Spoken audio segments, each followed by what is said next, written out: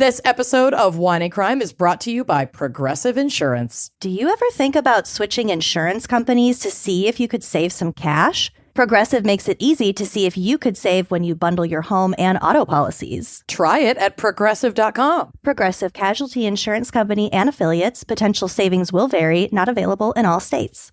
With the best all-inclusive vacation deals to Mexico and the Caribbean, booking your getaway with cheap Caribbean vacations means you have more freedom to do your deal. Whether you want to enjoy snorkeling, endless margaritas, and more, or simply soak up the sun and sand in a tropical paradise, Cheap Caribbean Vacations has your deal for that. Plan and book the exact way you want at exactly the right price for you by using our exclusive Budget Beach Finder. Or find a featured all-inclusive package to Blue Diamond Resorts and do your deal at cheapcaribbean.com. Wine and Crime contains graphic and explicit content which may not be suitable for some listeners. Listener discretion is advised.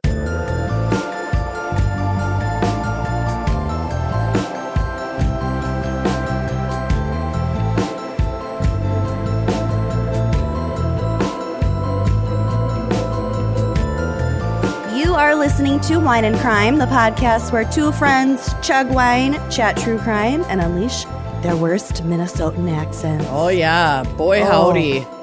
Sure do. Ha. Yeah. I hope you're ready for a really dark episode today. Listen, y'all. I'm Lucy, first, before I forget. I'm Amanda. This fan pick is great.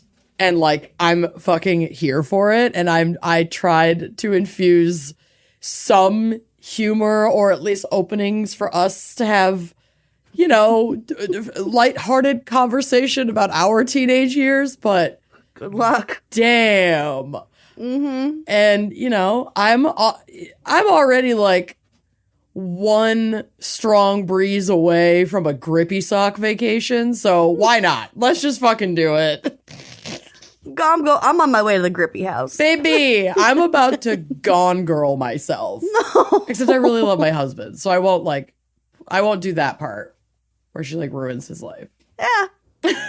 I don't know. It's early in your marriage. You're right. Always leave that opportunity open. I'm not even 2 years in yet. Yeah. There's We plenty got of time Yeah. to get homicidal. A lot of game left, people. A lot of game left.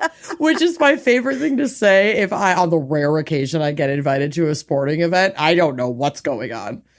And so we went to roller derby the other day. I love roller derby. That I do know what's going on. And I did make this joke there on my, yes. But anyway, when people are getting super into it, I usually root for the underdogs. I am not a loyalist. There's like no team that I really give a shit about. Oh my God. But I love to just be like, lot of game left, guys. Lot of game left with like full-throated confidence. Like I've been doing this for fucking years. And it brings me so much joy. Sound like a soccer coach. Yeah, yes. Like an assistant soccer coach. Yes. And my friends, if I am with them in one of these bizarre random occasions, are like, know exactly what the fuck I'm doing and that I have no clue what's going on. But other people, I did that actually at roller derby a couple months ago. And like these dudes that were also there watching and they were super into it kept like engaging with me because they've like, and to be clear, I was and am super fucking into it. Derby is awesome. I can't believe that I'd been missing out on going to these matches for like so long and that there were so many in the Twin Cities. It's like the best parts of hockey mixed with NASCAR. Yeah, and it's really quick and the rules are very easy and it's like easy to follow because there aren't a million fucking people in formations all over a field all at once. Like it's very easy to follow, but it's not easy to do, which is why I'll never fucking do it. Oh no, you could never. But it was so funny, the like deep camaraderie that I built with these random strangers because they recognized this a fellow sports fan. They thought they were in the presence of an avid derby dad. I am kind of like a derby dad. I love it. You are. Derby daddy. That's your new aesthetic. My derby name would be Big Dick Amy. I did decide that.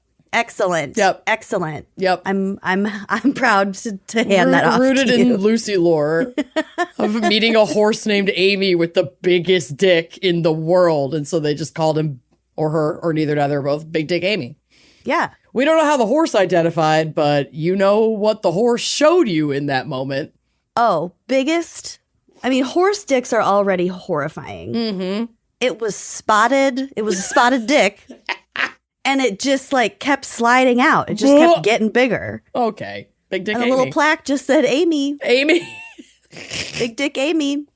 And then one night when we were in China with my friend McCore, we got really drunk one night and I knew she wouldn't quite remember the end of the night the next day. So we just Corey and I just kept calling her Big Dick Amy. Yeah, it's we're like, it's yeah, an last inside night joke was from so last fun. night. Last night was so fun, right, Big Dick Amy? And she like went with it for a little while and then we just kept saying it. And she's like, I'm gonna need you guys, I'm gonna level with you. I don't know what you're talking about. Like we were just I know I tied one you. off last night. Listen, practical joke gaslighting of a friend is we even say a what the topic time-honored is yet? tradition. Oh, yeah. Oh, I don't think we have said what the topic is yet. Jesus This is what we Christ. get Okay. for hitting our you-know-whats before we you-know-what. I haven't even talked to you like all day, so we're just catching up. I know, really. it's true. This is our... Usually we cut...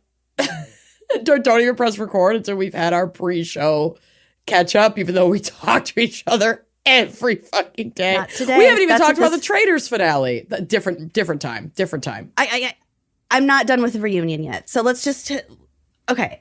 All right. Thank you for listening. Today's very special fan pick, which, by the way, isn't technically it's a fan pick, but it doesn't necessarily fall into this bucket because our fan picker, Tiffany Meager, sent us an email that was like, you guys have to check this case out. Please cover this case. And so I sent her sorry, we have to reserve our fan picks for supporters on Uncorked at whatever, $25 a month. Yeah. But I read the case and I was like, okay, but You have to I'm make an going to exception. retrofit this because the case that Tiffany sent is so fucking bonks. So anyway, it's technically a gal's pick Yep. But with a big shout out to Tiffany Meager. And the topic is 7.5 minutes in teenage terrors. Turns out you can continue to be a fucking terror well into your 30s. Oh, yeah. Yo. Now, honestly, like in the grand scheme of things, we were very fucking good kids. Oh, yeah. We weren't like avid rule followers, but we broke the rules in like the ways that teenagers, like wholesome teenagers, are supposed to. You know, I wouldn't say like you're supposed to get caught underage drinking or do any underage drinking. I'm not saying that you are supposed to do that, but we weren't like, you know, doing anything like inherently super wild, super dangerous. We weren't stealing violent. cars. We weren't doing hard drugs. Yeah, I mean, Like one of the times I said I didn't hard steal drugs. a car. Who stole a car? Well, don't you remember? And we'll just use bleeps on these names. Okay. Don't you remember when and like would take mom's car and didn't even have her license yet? It's like 15 or 14. I do remember and that. The didn't have her joyriding. license either. And then they'd go joyriding. Oh. I can't believe they never got caught Me neither. because there's no way they were good at driving. But that she was naughty. Yo, she continued to bleep look like an absolute angel. Yes. Anyway. I feel like she dyed her hair like black Weekly. really early on. Oh yeah. She rolled in our like goth adjacent crew for sure. And the biggest trouble that I got into was for skipping class. I also skipped And I class skipped a lot. it because it was one of those like national, it was like a state literacy test or something that we weren't graded on that didn't really matter. I didn't care about it. So I didn't go to class and my parents found out about it somehow. Oh, I skipped class so much that I got detention multiple times. I was put on academic probation. I fucked Oh my off in God. school all the time. Oh, I forgot you almost didn't graduate. Yeah. I You were worse than me. hated it. Like the education part. I loved the social stuff. Yeah. My ADHD brain was underserved and misunderstood. It was not the environment for me to learn. I just didn't do my homework. Oh, I didn't. And do I that stand either. by that. And I stand by that. Homework Homework's is gotten bullshit. to be too fucking much. Yes. We have friends with kids in like 3rd grade that are getting like a fucking hour of homework a night.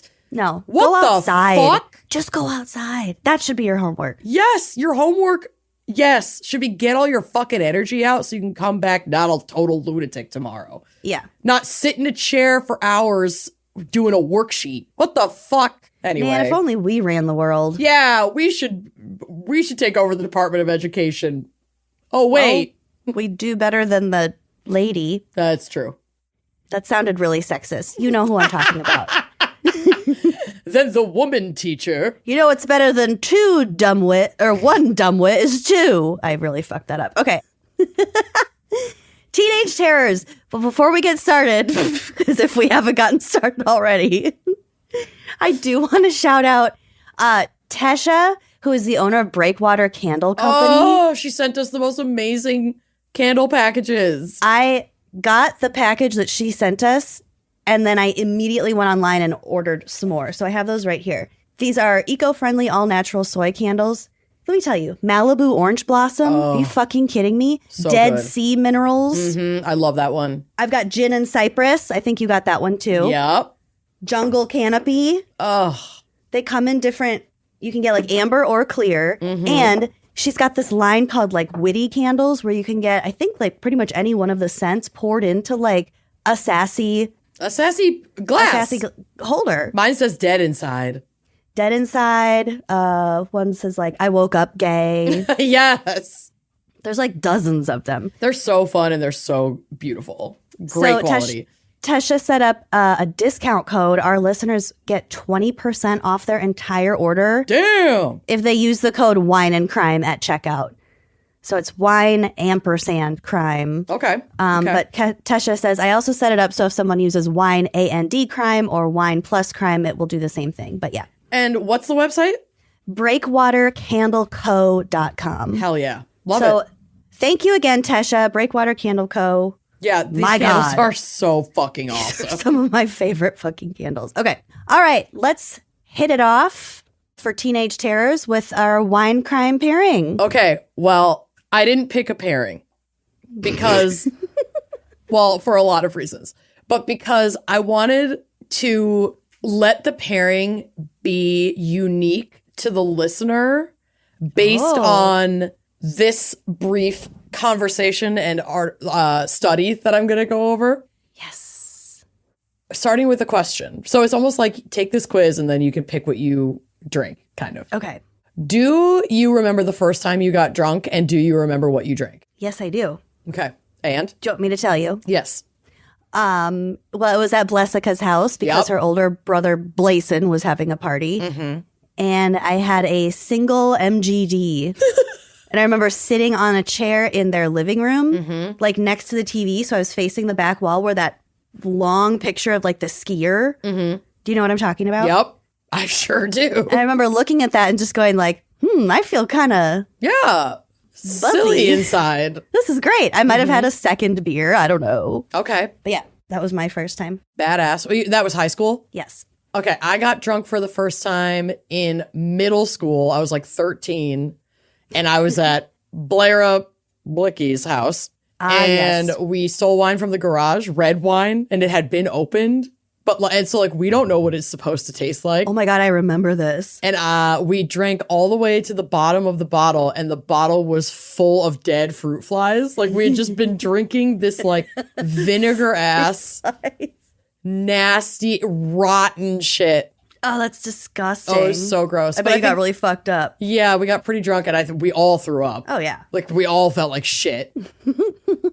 And then I don't think I really tried again until high school, and then I'm pretty sure it was like vodka and some kind of juice, like orange juice. Because I was literally drinking like, what are those called? Vodka and orange juice? What do they call them? Screwdrivers? Yeah, I was drinking like half a screwdriver when I got my minor and blew a .018. I'm still mad about that. That should not count. No. That should not count. I should have just been like, I took Flonase. And they'd be like, oh, okay, that's actually kind of reasonable. I ate a sesame muffin. Yeah. I'm not on opiates. Oh my anyway, God. But that got me thinking about like, what is common for underage drinkers to be drawn to? And then maybe some parents listening will know, I'm not endorsing underage drinking, but I'm not going to lie and say I didn't do it. So when I saw this study, I'm not going to read all of it, but my favorite part is just the layout of the percentages, like the chart, basically. So I want to know where you fall on the chart. Okay. So this says, what underage drinkers drink? SPH researchers name alcoholic beverages preferred by those who shouldn't be drinking. Bud Light, Smirnoff, and Coors Light share a distinction that may make their corporate owners wince. They are among a small number of alcohol brands that underage drinkers are most likely to choose.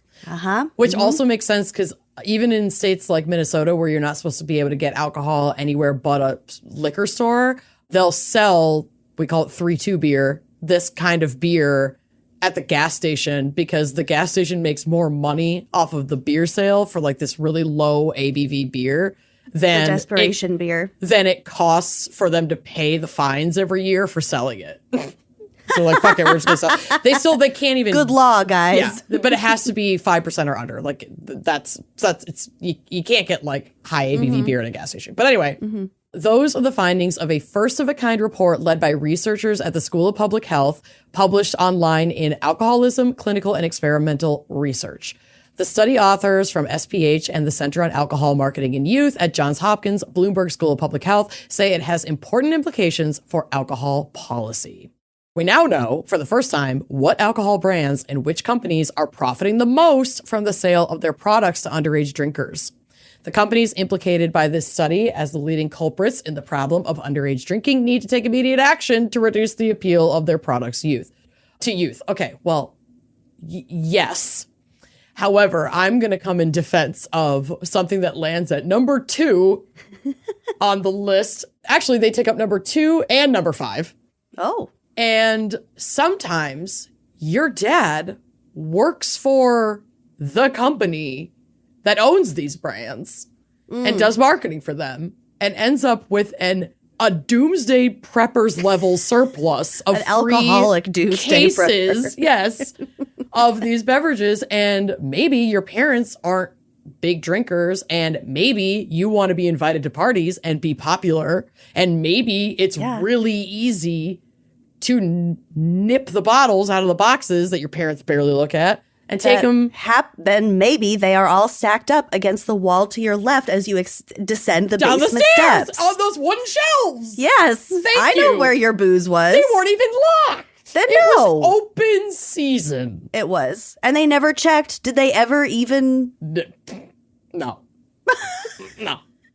No. No. So I don't think that the marketing at that time was necessarily targeting teenagers for a lot of these brands, but this is a much more recent study than when we were doing it. And that's not to say that they weren't. You know, I don't know. My dad's dead, so I can't ask him what the marketing plan was for these companies. True. But I think it has gotten worse. Like we see that with, even like vapes and all kinds of shit that kids should not be getting their hands on. Yeah. And they, the branding is super cutesy, and there you go. So it's not saying that it's not a problem, but I take umbrage with that being like the number one reason when I'm like, whoa. And also, again, like being able to get some of these beer brands at a gas station rather than a teenager having to enter a liquor store or encourage someone older to go into a liquor store for them. I think some of it has to do with like accessibility over marketing. Like what's in your parents' house that you can steal, what's easy to like nick from the gas station or convince somebody to go in and buy for you. If you're not going to get it legally, you can't be that picky. Exactly. They're not perusing the shelves and deciding what they want. Correct. Thank you. Thank you for the support. Mm-hmm. The study found that the top 25 of nearly 900 brands account for nearly half of alcohol consumption by young people. In contrast, adult consumption is much more widely spread among different brands. So that's definitely saying something. But again, that could also be influenced by what kind of stores they're in, where other brands that adults are perusing, we're not limited to stealing from the gas station. Yep. God bless. So the top 10 brands with the highest rates of consumption among underage drinkers, according to the study, fell in this order. So number 1, with the highest percentage of underage consumers at 27.9%. Do you have a guess? Budweiser. It's Bud Light. Yep. Number 2, 17% is Smirnoff malt beverages. So like Smirnoff Ice. That was on my, yep. Mm-hmm. Yup, that shit was good. Now, we didn't really have Smirnoff Ice in our house. We just had the liquor. We had the vodka. Yes. Number 3 is just regular Budweiser. So same company, similar branding, but the spots Grosser, 1 and 3, somehow. yeah, were taken by Bud Light and then Budweiser. Coors Light comes in at number 4 at 12.7%. Smirnoff Vodkas at number 5, also 12.7%, so tied for number 4 with Coors Light. This was surprising to me. Number 6 at 11.4% consumption rate for Can I underage guess? drinkers. Yes. Captain Morgan. No, that wouldn't surprise me. It's sweet. This surprises me because it's like kind of Gin. It's not gin. It's dark. Kahlua. Oh my God, no. Remember, know. I'm surprised because I wouldn't think that kids would be drawn to it. Slow gin. No, it's Jack Daniel's bourbon. Oh. Yeah.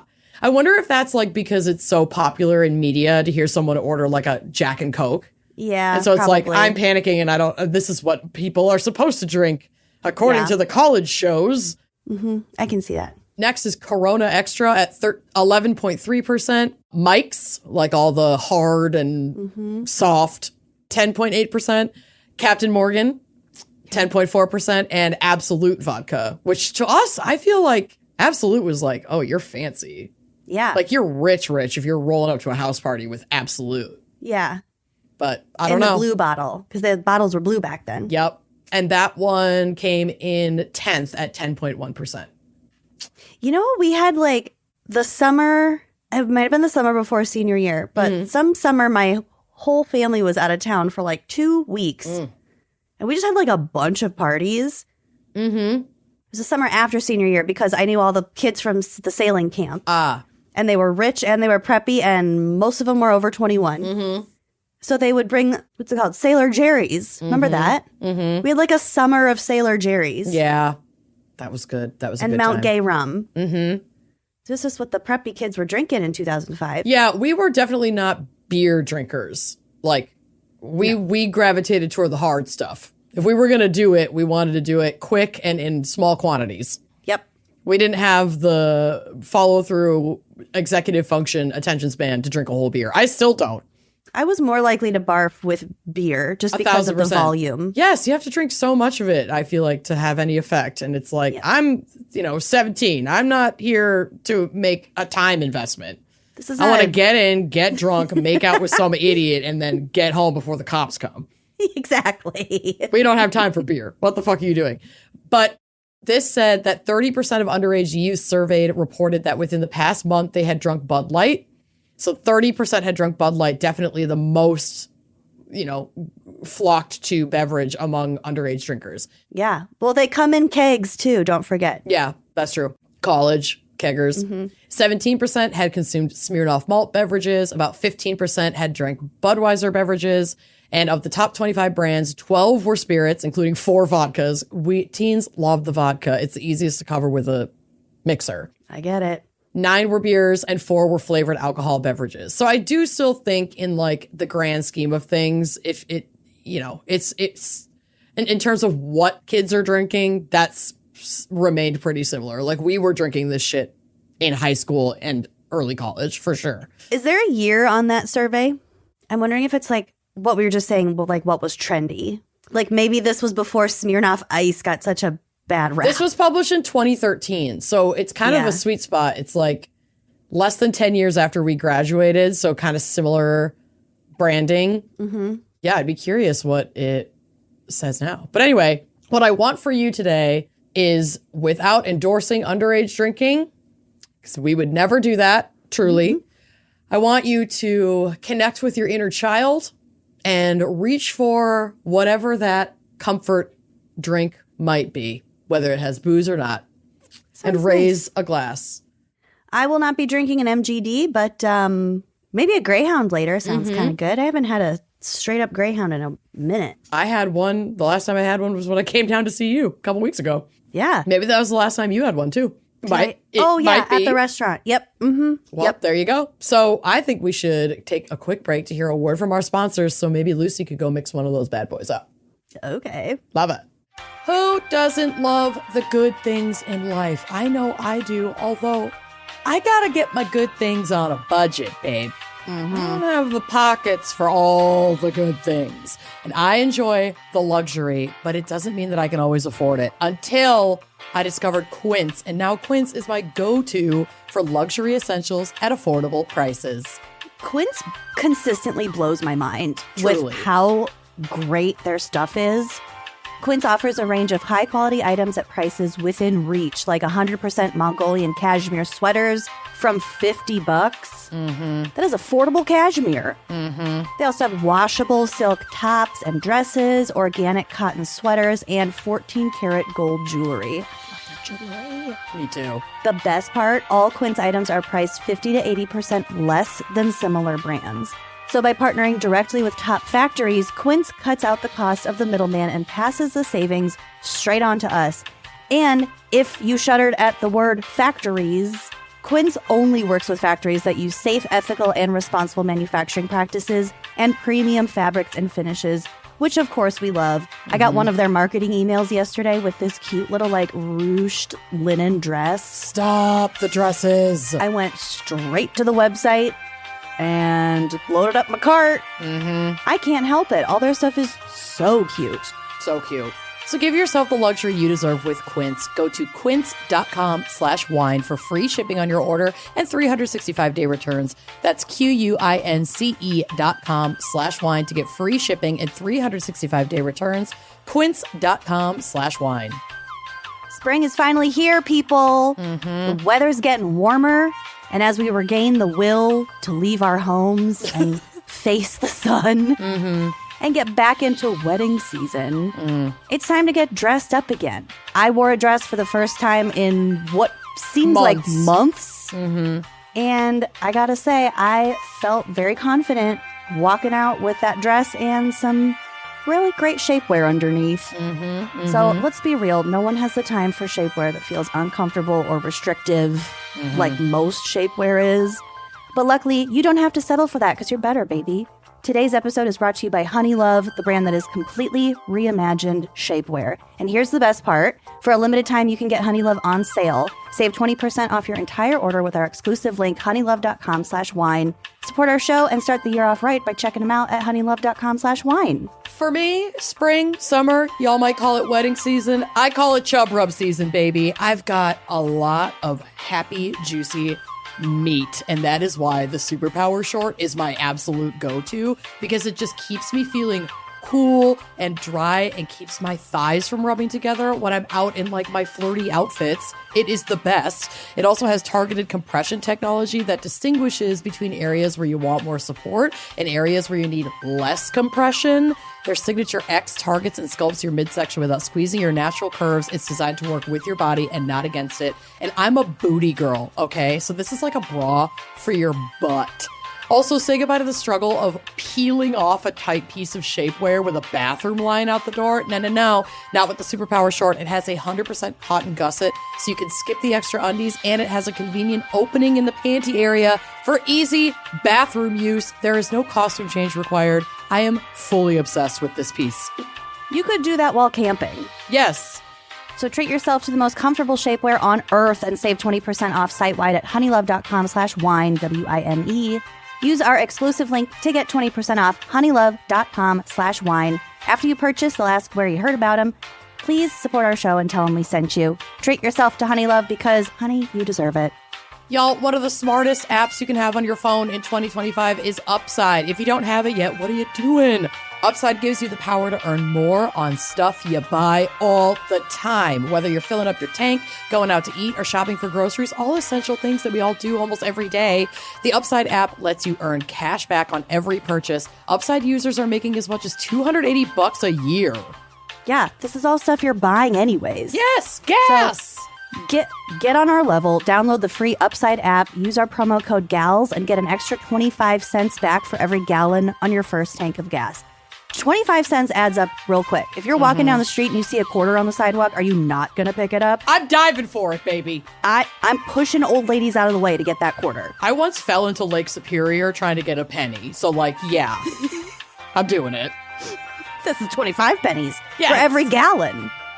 So download that app and then claim an offer for whatever you're buying on Upside. Then pay as usual with a credit or debit card. Follow the steps in the app and get that money. There are over 100,000 gas stations, grocery stores, and restaurants on the Upside app, ensuring that cash back is always just around the corner. Download the free Upside app and use promo code GALS to get an extra 25 cents back for every gallon on your first tank of gas. That's an extra 25 cents back for every gallon on your first tank of gas using promo code GALS. Lucy, what is our background? Maybe psych, maybe sounds like a case because you got Tiffany's email. It's a case, baby. Okay. All right. For teenage terrors. Well, first, I want to dive into the psych portion because the age-old question, why are teenagers? Yeah. They're moody. They're confusing. They stink. Our They're meat computers assholes. are fucked at that time.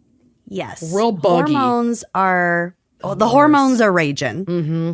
So developing brains start from the bottom up, according to the Center on the Developing Child at Harvard University. I've heard of it. So that means when kids are about 6 years old, their brain is pretty much full grown physically. Like in terms of the size it's going to be? Yes. Like and like kinda... the amount of like matter. Okay. But they haven't refined their processes.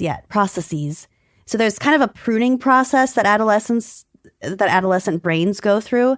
The brain is going to get rid of the gray matter, which are unused connections, while other connections, what's called white matter, are strengthened. So you're just kind of toning different areas of your brain and getting rid of the useless stuff that's just sitting there, either by like not like reanimating it, but just like starting to use it, or it actually like the tissue itself like maybe cycles out somehow. The developing brain is also shaped by interactions between genes, experiences, everything down to the timing of those interactions, like e.g. childhood trauma. Right. The article goes on to say that, quote, reciprocal serve and return interactions are essential. Without them, the brain's architecture does not develop as expected, leading to long-term impacts on learning, behavior, and health. So serve and return, as you might imagine, is essentially the interaction between a caregiver and a baby. Yep. And that teaches them vocal and physical and visual cues, Okay. etc. So that's like returning the serve. So if a baby smiles at you, smile back. Yeah. Or you're smiling at a baby and the baby smiles back. It's the back and forth. It's the back and forth. That's like They learn a lot from that. It's crucial to their brain development. Remember, I don't know what episode it was, maybe the adoptions episode about like the silent babies. Yeah. It was the most heartbreaking like thing I've ever heard in my life. But those babies' brains will never be normal because of the lack of the face-to-face engagement when they're at that age. Another interesting thing about the young brain is its plasticity, so its ability to rewire itself. When you're young, your brain has a lot of plasticity influenced by experience, like we talked about, whereas when you're older, you have a much higher physiological cost to modify neural connections. Yeah, you can't teach an old dog new tricks. It's like, it's you hard. You can, but it takes a lot more literal effort. Energy, and specifically the efficient use of glucose, which is the brain's main energy source. So like, boomers stuck in their way. They just don't want to spend the glucose. I mean, I get it. To overwrite those neural connections. My life is that's fucking even possible. Run by the glucose in ways y'all don't even want to know. You could inject it right into your brain. No. Make it nice and big. I can't. I don't have glucose injections. Well, technically I do. I have a glucagon pen for if I go into like dangerous hypoglycemia, but haven't had to use it. It's like an EpiPen for diabetics? Yeah, it basically triggers like every organ in your body to release its glucose reserve so that you don't die. Oh my God. Yeah, it sucks. Does it make you really sick? It sure does. It's not a fun recovery. But recovery is better than death. I've only had to receive emergency glucagon once. When you were already in the hospital? No, it was a long time ago. This was wild. I was home alone. I was living in an apartment with a friend, and I woke up and thought I had like sleep paralysis, which maybe I did, but I also had low blood sugar, and I like literally could not move anything but like my head. So I was like absolutely panicking. And I like rolled myself off of my very tall bed onto the floor to try to get to my phone to dial 911 with my nose, which I did. And then my neighbor like had heard a thud and he was going to like come up to check on me. But it was kind of in like my sowing my wild oats era of my 20s. So he was like, I thought you were having sex and I didn't want to like interrupt Bust you. in. But then when like paramedics showed up, he had to like, you know, he was like, then I realized, oh shit, maybe I should have checked. And yeah, they had to like break my fucking door down. And I was like having trouble talking. Like it was wild. Like I remember being on the phone with 911 and feeling like what has happened to my body? Because I can't move my arms and I'm having like my tongue feels just numb. Whoa. Which like a numb tongue is definitely a symptom of like dangerously low blood sugar. Like if I drop into the 60s or 50s, you're supposed to be, you know, between like 100 and 120. I'll get like a numb, tingly tongue. But yeah, I don't know. I don't know if it was a combination of obviously me not taking as good of care of myself in my 20s as I am now. I didn't have the technology then that I have now, like a pump and a, you know, CGM. I don't know if I had been drinking the night before. I have no idea. This was a really fucking long time ago. I just remember that part of the situation. But I didn't even end up having to go to the hospital. They came and they gave me the glucagon and then they stayed with me for like 15, 20 minutes and my levels were back. And then okay, so a glucagon is not a kind of thing that you just have as backup in your home. I do now. My irresponsible self in my 20s didn't. But yeah, you can have a prescription for it. I have one in the fridge and Bill is trained on how to use it. Do you have to stab it into your heart like in Pulp Fiction? No, you actually don't want to inject glucose in like a super muscular area. Like you want it in a fatty area. So they usually just have you do it in the leg. But yeah. Okay. Yeah. We went a little off topic, but that is fascinating. Don't bring up glucose around me if you don't want to hear a lot of shit. You're triggered by glucose. I'm definitely fucking triggered by glucose. But the glucose being the number one fuel for the brain, like low blood sugar, whether you're diabetic or not, you can experience it and it feels fucked up. And low blood sugar for diabetics is more like acutely dangerous right now because it has the potential of like you could slip into a coma or die if your brain is deprived of necessary glucose and your body can't create it and manage it the way that a non-diabetic body can. So it's like, listen to your body if you're having trouble speaking. Like my symptoms are always my speech is really slow and I'm not super making sense. And you get really sweaty, and my heart rate and my breathing are much more labored. And so like Bill is pretty good at being like, girl, you're good. You're going to need a juice. So glucose is just like you can eat just sugary stuff and that gives you glucose. Yeah. And I mean, basically it's like sugar, things that metabolize into like carbohydrates metabolize into glucose, like sugar in your blood. And it's stored in places in organs in your body. But yeah, when you have a working pancreas, your body can release the insulin hormones that like keep that glucose level stable so that you have the proper nourishment to parts of your body and energy throughout the day. But in, diabetics either have no working beta cells releasing the insulin hormone at all, and that would typically be type 1, or they have like serious insulin resistance or like low insulin production, and that can usually fall more in like the type 2 category. So they're very different diseases with like a similar starting point. Through line. Mm-hmm. Okay. Well, the more you know. Glucose for the brain. I'll never say the G word ever again. Yeah, sorry. 45 minutes later. Okay, so we kind of know, we know all of what I just said. Oh, yeah. Also, as we know, since the prefrontal cortex, which is the area responsible for critical thinking, understanding outcomes and consequences, etc., is still developing in teens.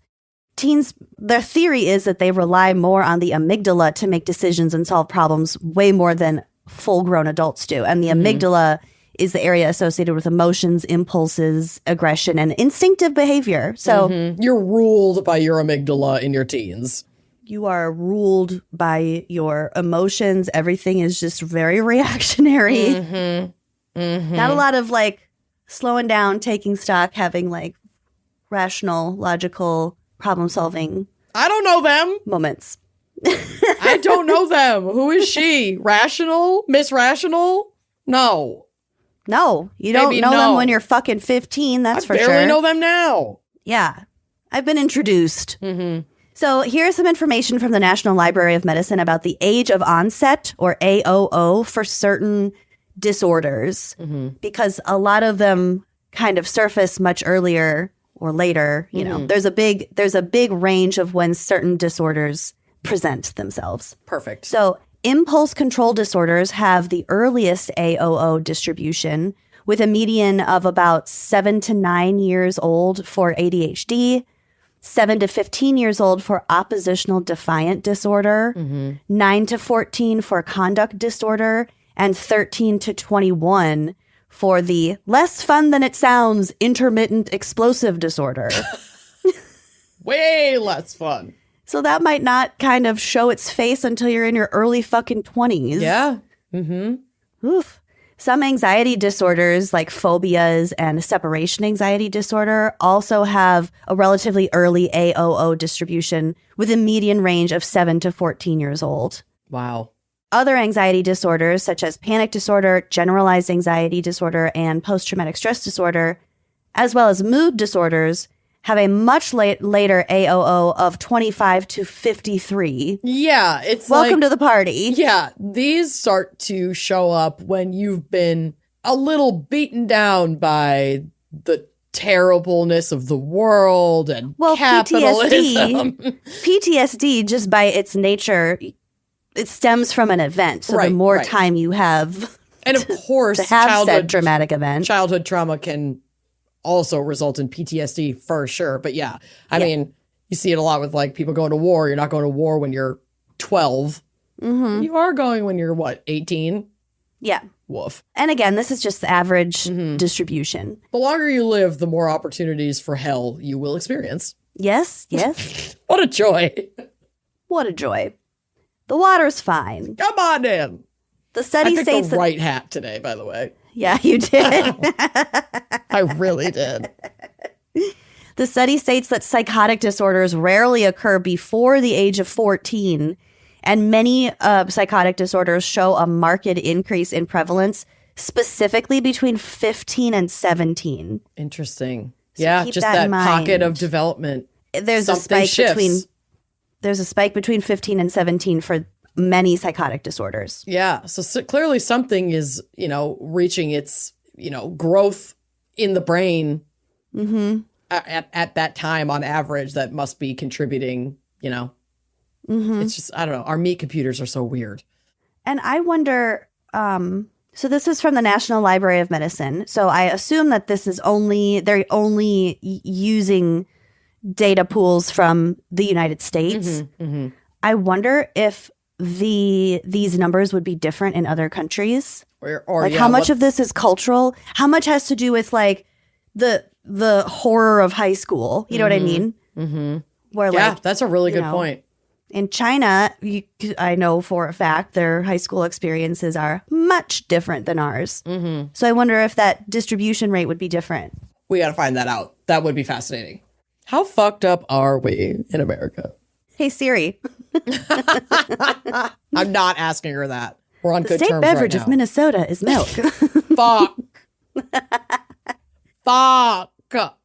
Okay, so since teens are often so difficult to understand, I did us all a favor and Googled modern teen slang. Oh no! If So I there's have a a few skibbity toilet in here, I'm gonna walk off set. Do you know what skibbity means? Kind of. What do you think it means? Well, I know it comes from this like weird internet meme video of like this long-necked man coming out of a toilet, and then it has some like Minecraft bullshit. Then everybody was starting to fucking say it. Well, skibbity alone is a nonsense word that can mean cool, silly, or dumb. A reference to the popular YouTube series Skibbity Toilet. There you go. What are these fucking words coming out of my mouth? Related, do you know what Ohio means? Ohio is bad, right? It's used to describe something weird. Huh. Undesirable was what I got from it. Okay. Do you know what sigma means? No. It's a term that originally referred to an unbothered male who plays by his own rules, i.e. not an alpha male or a beta male, but a sigma male. Okay. Do you know what OTP is? No. On the prowl? out the pocket? That's a great guess, but it's one true pairing. It's used to describe a relationship you are very invested in or you really believe it should happen. So like in reality shows, if you really loved, fucking Stassi and Jax or something, they were your OTP. Okay. So we don't say shipping anymore? That's not cool anymore? You don't just ship someone? Ship is short for relationship. No, I know. But like they were using it like, oh my gosh, I ship Stassi and Jax. Like I love them together. They're OTP. Would be both. Okay. They can both. I ship Stassi and Jax. They are my OTP. I have never felt more Ron Swanson than I do in this moment. I know. I hate myself for even saying these words. Remove all pictures of Ron! I just watched that episode. You haven't watched it yet. I recently learned what op is. My op. Okay. An operative? No, it means your opponent. Oh. So like your social enemy is your op. Oh, okay. That's cute. I like that. Yeah. I don't mind op. A beige flag. Okay. Yeah. It's like not a red flag, but not an enthusiastic green flag. It's just like he eats a lot of chicken nuggets. It's like, okay, beige flag. It's just something worth noting. Yeah. Meh. Apparently they say biblically accurate. In the proper context? No. So it originates from the biblically accurate angels that look disgusting. Yeah, the eyeball creatures with a million wings. This phrase is now used to refer to anything characterized by an uncanny, alarming, and or horrifying appearance. So I'm feeling very biblically accurate today. Oh, that's I woke up biblically accurate. Fucking funny. I know. Oh, I like that. Uh-oh, are the youths cute? That's cute. That's cute. I do like that. I am no longer going to say I look like shit. I'm going to say I look biblically accurate, and that is why my camera is not on today. Like in our meeting this morning. Oh my God, we had a meeting with one of our ad reps today. He's so sweet. We love him. And I hopped on the call and I was like, hey, my camera's off because my sleep has been terrible and I just look disgusting and I can't subject you to this. And he was like, oh my gosh, it's the same thing you said the last time. And I was like, yeah. Babe. That is your go-to line. Well, it's true. It's true every day. If the meeting's before 1 p.m., I'm looking biblically accurate. I'm not turning my camera on. I do not turn my camera on before 1 p.m. And I fucking won't. Yeah. I won't. Maybe you should try looks maxing. What the fuck is that? A term arising from the incel community. Oh, great. Which refers to becoming more attractive by improving hygiene, hair, and fashion sense. Well, no. Boo. Bored. Looks maxing. I will not be looks maxing. I will be looks minimizing for the foreseeable future. Looks minimizing this Zoom window so you can't see me. Yeah, or at least I can't see myself. Okay, this is the last one I'm going to subject you to. So, you know how like a canon is the plot of a book or a movie? Yeah. Well, it's not necessarily the plot, but it's like the world. The lore, the background. The truth of that concept. Yeah. So we know what a canon is, then we have the term head canon. Oh, yeah. And this is ideas people have that they want to be canon. Correct. Or want to be true. Yeah. So I've never even head canon. Yeah. I mean, I think the difference between saying that something is, I feel like they're kind of interchangeable right now, at least the way that like Robbie and I are using them on passages, because we discuss on the show things that like are actually canon. So say within the Twilight universe, like things that are legitimately canon would be things that like Stephanie Meyer has extrapolated on a certain concepts, world building. Yeah, like that's canon. But then somebody's head canon might be that like Emmett dies and Alice and Rosalie end up together. And, you know, which that never happened. But like, you know.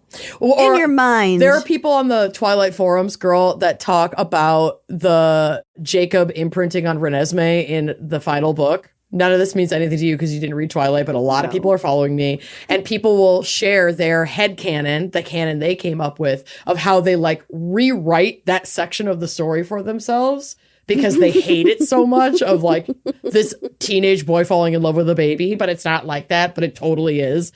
It's the whole concept is so... Fuck? Oh, girl, Jacob falls in love with a baby. And that had been why he was so drawn to Bella the whole time, because her little egg that had her future baby in it was in her body. And then once it was born out, he saw what the egg became. Bitch, you gotta read Twilight. It is fucking insane. Fuck? Stephanie, girl, chill. Yeah, and apparently there's another book coming out, and it's supposed to be like adult Jacob and Renesmee, which is the baby, by the way. The baby's name is fucking Renesmee. Can she please be over the age of 18? Yes. They'll be, adults, but it's apparently about their relationship. Does he age as a werewolf? The werewolves do not age for like a very long time. Basically, I remember this part of the lore in the books that was like, as long as the werewolves are needed, and the werewolves are needed because they are the only like natural enemy of the vampires. So when there are more vampires in an area, there will be more werewolves in an area. And then basically if those vampires left and the threat was gone and there wasn't as much need for the werewolves, and the gene would stop like producing that werewolf response. But while they are still producing werewolf response, they stay at their like physical and aged peak, which is like 16 to 20, I guess. And then they don't age beyond that until that like werewolf gene stops triggering, and then they can finally age and die. So then question about Renesmee. Sure. She's half human, half vampire. But is vampirism like a dominant gene, recessive? Like, is she gonna be an immortal, shiny skin vampire? So I'm not sure. The way that she kind of paints it, in at least what we know about Renesmee, which is pretty brief, she's not even around to the last book, is that it's a pretty even split. So like she can go in the sunlight, I think, without much detection, but she'll look like she has this ethereal glow to her, but it's not like an exact sparkle. She prefers the taste of blood, and she can certainly drink it, but she can also survive off of human food, which like turns to ash in a full vampire's mouth. They can't like sustain themselves on human food. They have to have some kind of blood. So she's passing. Yep. And then passing. They also have, at least as far as we know, because there was only one other half human, half vampire that the Cullens were able to find to determine this. They have, we're not sure if it's full-blown immortality or at least heavily extended life, kind of like a werewolf. Because the one other half human, half vampire they found when they were facing the Volturi, oh my God, this is going so off the rails, was like well over 120 years old or something like that. So anyway, I'm going to go check myself into a facility and let you continue with your segment. I'll just take this. I got it from here. You go get a hold of Bill. Get a ride. I don't want you behind the wheel right now. Pack extra undies. You won't need socks. You won't need slippers. Anyway, headcanon. Anyway, I'm going to get to this case because it is so fucking brutal. No.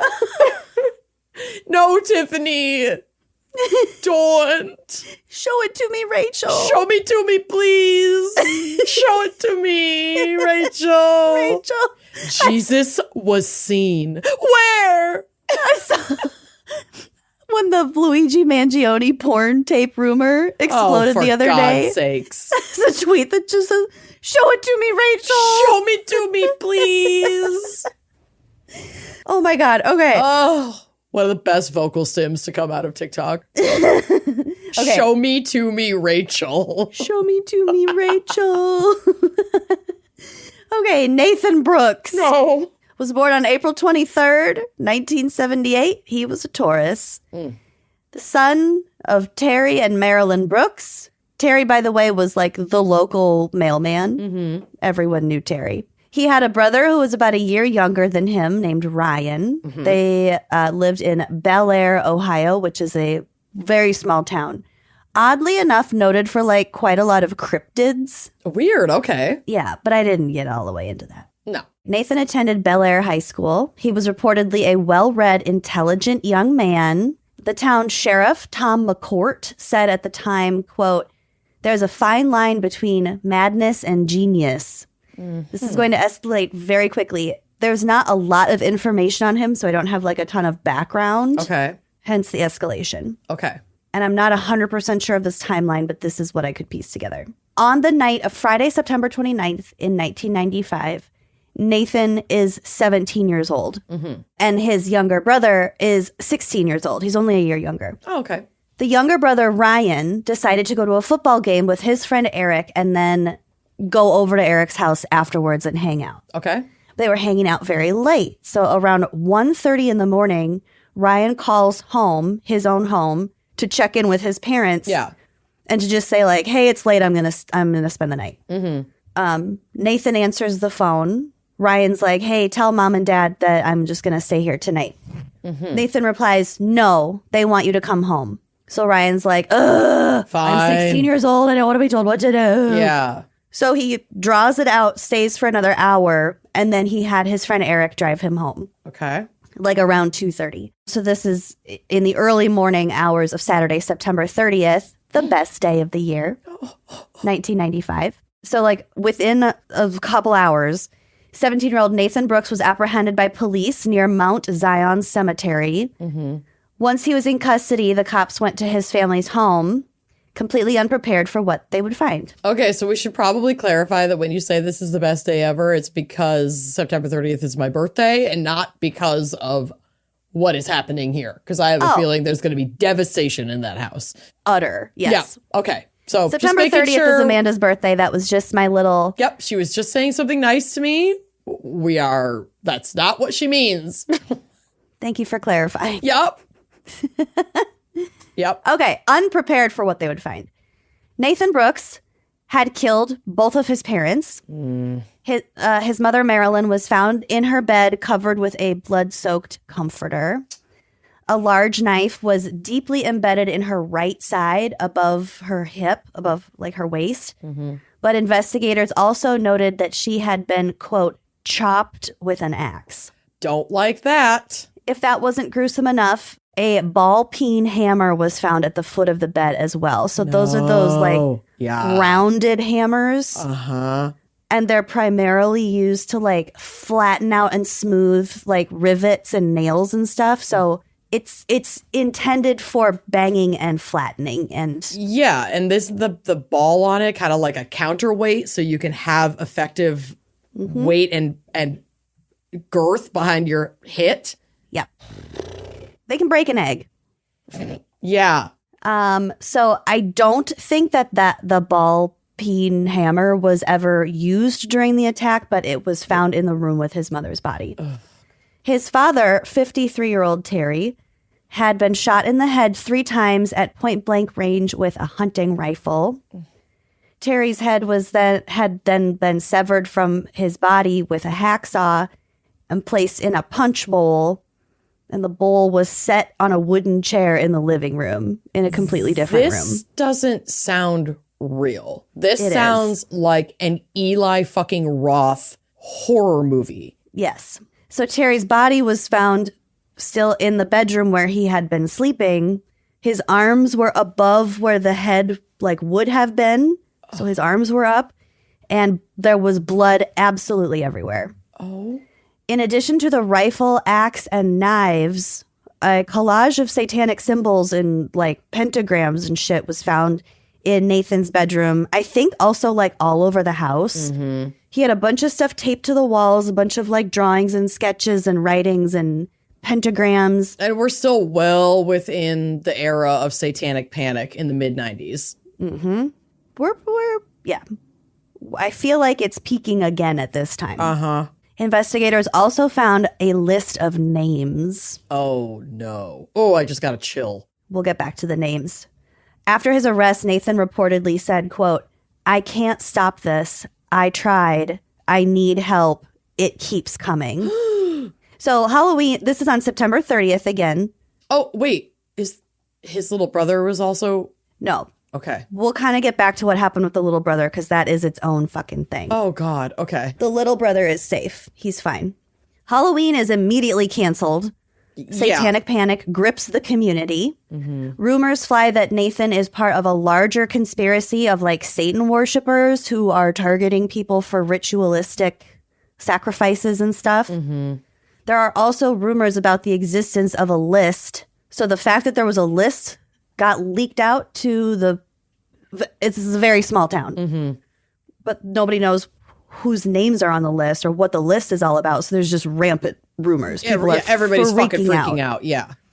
Councilwoman Luann Bennett said, quote, "Everyone was worried that these devil worshippers would do something to the kids. No one knew for sure. No one knew that satanic stuff was taking place around here."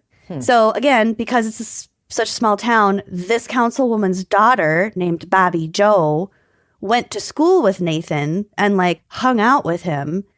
And so the council person went on to say, quote, "Bobby Joe was shocked because he had never mentioned anything about it and he didn't try to recruit her. They would sit together at the library and talk about school and talk about their classmates, but she says he never mentioned wanting to kill anyone." So the satanic panic, we have a whole episode about it, I think. Yeah, I think we do. There was a lot of fear about recruitment. That was like their big thing. Yeah. So that's kind of putting yourself in the mindset of the 1995. Yep. Yeah. They were concerned about recruiting and like big conspiracies and like, oh, well, half the town is a satanic cult and stuff. So back to the list. Like I said, there were rumors all over town about what the list was. Was it fellow Satanists? Was it victims or targets? Or was it just a grocery list? Steve Novotny, one of the journalists working on this case, was able to confirm that there were 13 names on the list. And at the very top, Nathan's brother Ryan was listed with the words "dismember, decapitate" written next to it. Holy shit. Okay. Well. Mother and father are second and third on the list. Next to mother was written "eviscerate, crucify." And next to father was written "decapitate," which we know he did. Wow. The other names in the list, on the list in order, and they don't have, I don't think they had surnames on the list. And so we don't really know who he was targeting. Not that it really matters. So the other names in order are Amber, Lisa, Justin, Jason, Ryan, Dave, Corey, Jill, Mike, and Ashley. Dang. Next to some of the names were the words molest, skin. Oh. Two of the female names had dismember and eviscerate written next to them. Also, the list appears to have the victims like grouped, suggesting that Nathan would do both individual killings and group killings. Okay. So maybe like they lived together or they hung out together, or his intent was to like ambush them together. On the page, he had also written at the top, "Satan will show you peace." Okay. I do have a picture of the list if you want to look at it. His mugshot photos are so eerie. There's also a picture of the hacksaw axe and rifle on the bed. Oh, wow. This is a lot. The mugshot, he's like standing there and he's kind of slouching forward with his head back and his eyes are rolled back and like kind of closed. It's very strange. It's very strange. Yeah. I mean, it might just have been a bad photo, or he might have been like weird. Yeah. You know, going through some thing. Okay, so going back to Ryan, the brother, as stated, he was on the list. He was at the top of the list. And he was the one who came home to find his parents in this horrific fashion and called the police, who then arrested Nathan. So essentially him putting off coming back, Nathan was sick of waiting around for him and then wandered off and got picked up by police. And Ryan came home to this, but Nathan wasn't there. So, okay. So Ryan is at his friend Eric's house until about 2:30. Turns out the parents were already dead when he called home. Okay. And Nathan was like, no, they want you to come home now in order to lure him back to the house. When Ryan didn't show up right away, Nathan walked over to Eric's house. I'm pretty sure that he found no one at the house because I think the boys had left to go take Ryan back home at that point. Oh my God. So Nathan wrote a note that said, "This is Nathan. I murdered 2 people. I am going to turn myself in." And then he stuck the note with a knife to the side of the house. Oh. So he had a knife with him. Okay. It's not confirmed anywhere that he was like hunting down his brother, but like... It would be easy to suspect that. very easy. Given the list. The list, he walked, I mean, I don't know how far it is, but he The walked knife. over to Eric's house Mm-hmm. with a knife. Yeah. Yeah. Oof. I At hate trial. this. Yeah. At trial, the judge decided that the nature of the crime scene photos were too gruesome to be released to the public. Good. But the jurors presumably saw Had them. to see it. Yeah. Nathan's public defender's only point was that Nathan was not sane at the time of the killings. Mm-hmm. 3 experts were brought in for their testimony, but they could not agree that Nathan was insane at the time of the killings, meaning that he wasn't able to know right from wrong. Right. Neither the defense nor the prosecution made any attempt to say that Nathan was not responsible for the murder of his parents. Yeah. They're not denying that. We're just trying to find the sufficient, punishment, repercussion. So we have to go through this trial. Deliberations lasted just short of 3 hours before the verdict was given.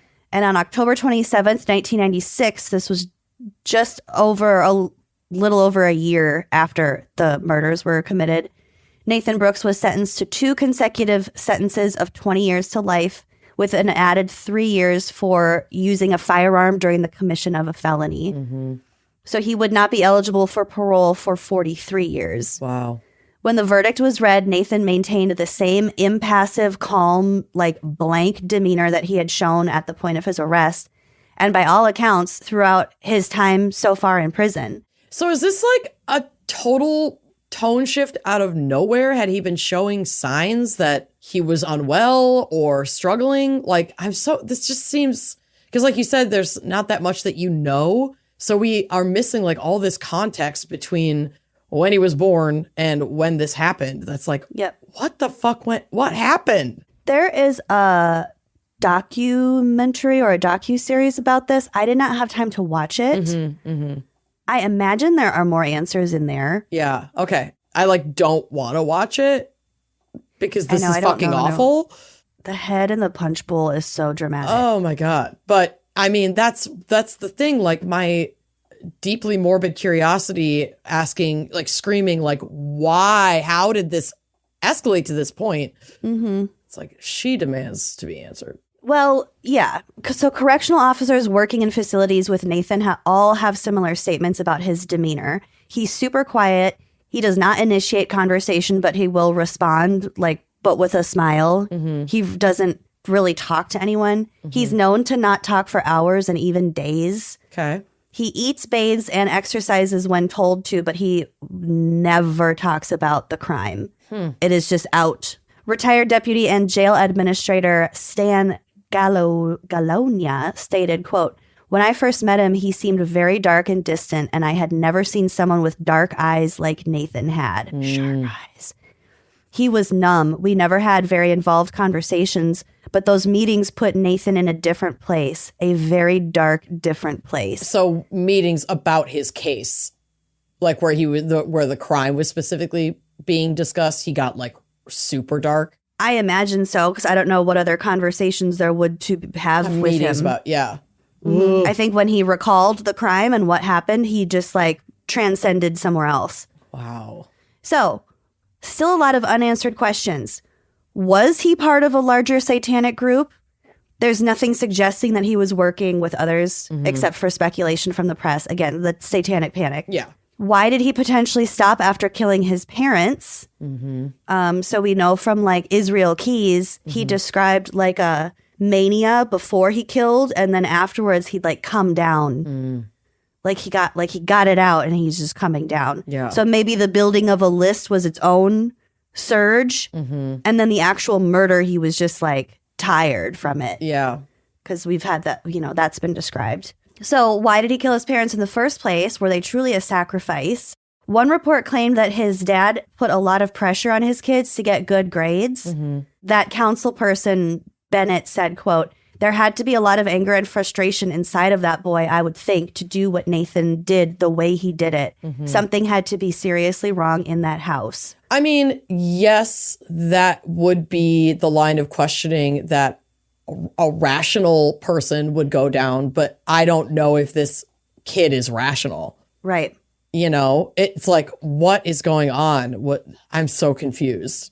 I think murdering your parents is very, very seldom the rational thing to Exactly. do. And in this way, like a kid in a fit of anger getting their hands on a weapon and, you know, they're fighting with their parents and something happens in the moment, like logically makes sense to me. Also tragic and awful. Yeah, but that he makes got his more hands sense on to 5 me. weapons. Yeah, than all of this, which would have taken so much thought and some planning and accumulation of the weapons. And it's wild. The staging of the wild. bodies. And that's beyond, I'm mad at my parents because they're tough on me to get good grades. Like this is like unbelievable. It's so bizarre. And I don't think that he was actually part of a satanic cult, but at some point, his actions and the occult, all the Satan stuff, the pentagram stuff, all that stuff had to intersect. That's why I'm like, I wonder how long he was troubled and had, you know, it is the mid 90s. There's the internet and we had access to like looking into shit like this. And if he, you know, got involved in a forum or a chat room, that Dungeons kind and of Dragons. No, oh my God, that's such bullshit. But that got him interested in the occult and, you know, interacting with like-minded people. And then he just went really deep into it because it was something he could connect with or felt like he could connect with. There is another theory that was posited. There's an interesting infographic from the Office of Juvenile Justice and Delinquency Prevention that shows between 1994 and 1996, so the years, we're talking 1995, there was an average of just over 140,000 arrests for violent crimes among the juveniles. Oh, wow. In 2019, it was just over 40,000. Okay. So going from 140,000 to 40,000. Big drop. There's a theory that Andrea's going to love. Maybe it was just the last gasp from a leaded generation. Lead paint. Yeah, because you can't really blame COVID for the 2019 numbers because that was before, you know, everything went on lockdown and crime just across the board dropped significantly. Yeah. Also, a recent article that I found said that Nathan Brooks, who is currently an inmate at the London Correctional Facility in London, Ohio, is now eligible for parole this August. Interesting. That's earlier than he was supposed to be. Yeah. I mean, we'll see what happens. I hope that he received, you know, comprehensive mental health services. Therapies. Yeah. Yeah. So don't love that's it. Really fucking gruesome. Thanks for that. Yeah. He's a teenage terror, baby. Should we take a quick break and then finish up with my case? Yeah. Okay. You know I love to gross you out. Yep, you do. Yep. So think about your bed sheets, which can harbor more bacteria than a toilet seat. Ugh. You don't want to put your face on a toilet seat. Sure don't. So this can lead to acne, allergies, stuffy noses, and it's just really gross. Miracle Made offers a whole line of self-cleaning antibacterial bedding such as sheets, pillowcases, and comforters that prevent up to 99.7% of bacteria growth and require up to 3 times less laundry. Sign me up. When I got back from Albuquerque this past weekend, Bill had changed all the bedding and put on clean, fresh, Miracle-Made sheets, and I was so happy. Like, That's the first thing I did when we got home, too. Seriously. Was put my Miracle Made sheets on the bed. It makes you just feel so clean and cozy. And these sheets are infused with silver that prevent up to 99.7% of bacterial growth, leaving them to stay cleaner and fresher 3 times longer than other sheets. No more gross odors. You don't have to like go into your bedroom and it smells like a boy's dorm. No, thank you. My favorite thing about these, though, is the temperature regulating properties because they provide such better quality sleep. That same silver that is inspired by NASA, by the way, that makes these sheets thermoregulating and designed to keep you at the perfect temperature all night long, no matter the weather. So you get better sleep every night. And they're just so comfortable. Their sheets are luxurious. They're comfy. They don't have the high price tag of other luxury brands. And they honestly feel as nice, if not nicer, than sheets used by some 5-star hotels. Upgrade your sleep this year. Go to trymiracle.com/gals to try Miracle Made sheets today. And whether you're buying them for yourself or as a gift for a loved one. If you order today, you can save over 40%. And if you use our promo code GALS at checkout, you'll get a free 3-piece towel set and save an extra 20%. Miracle is so confident in their product, it's backed with a 30-day money-back guarantee. So if you're not 100% satisfied, you will get a full refund. Upgrade your sleep with Miracle Made. Go to trymiracle.com/gals and use the code GALS to claim your free 3-piece towel set and save over 40%. Again, that's trymiracle.com/gals to treat yourself. And thank you, Miracle Made, for sponsoring this episode. Think you have to spend big bucks or tons of time in the kitchen to make delicious food at home? I did, and then I was like, I'm not gonna do that. And then I was introduced to EveryPlate, and now I'm thinking differently. When you use EveryPlate, you get restaurant-level deliciousness week after week with recipes like crispy buffalo ranch chicken and cheesy Mexican street corn hash. Yes. Oh, so I could feel like a Michelin star chef right in my own kitchen. I made a recipe from EveryPlate a couple weeks ago that had some like really light truffle oil in it. Oh, I was like, I'm the fanciest person I've ever met. the drama. The drama. And they're so fast and they're just so easy. You will spend less on these flavor-packed homemade meals than you would on your normal groceries or at a restaurant. For sure. And if you feel like you're cooking the same things over and over and over and over again, up your dinner game in 30 minutes or less with EveryPlate's clear, easy-to-follow recipes. Literally, my child could do this. Not literally. The knives are involved, but It's that easy. truly, it is very easy. Thanks to EveryPlate's constantly rotating weekly recipes delivered right to your door, you'll always have the best answer to what's for dinner. So what are you waiting for? Dig into these flavor-packed meals your household will love. New customers can enjoy this special offer of only $1.99 a meal. That's $1.99 a meal. Go to everyplate.com/podcast and use code GALS199 to get started. Applied as discount on first box, limited time only. Earlier today, I was getting ready to run out the door, and I was like looking at my coats, like the jackets hanging up where we hang up our jackets. And I was like, oh my God, that jacket's really cute. Oh, wait, I remember where I got it because it belongs to me because it came in my Stitch Fix box. But it caught my eye in my own home. And I threw it on and walked out the door with it. It's so cute. It's like a olive green corduroy jacket. Cute. So cute. And I got it from Stitch Fix.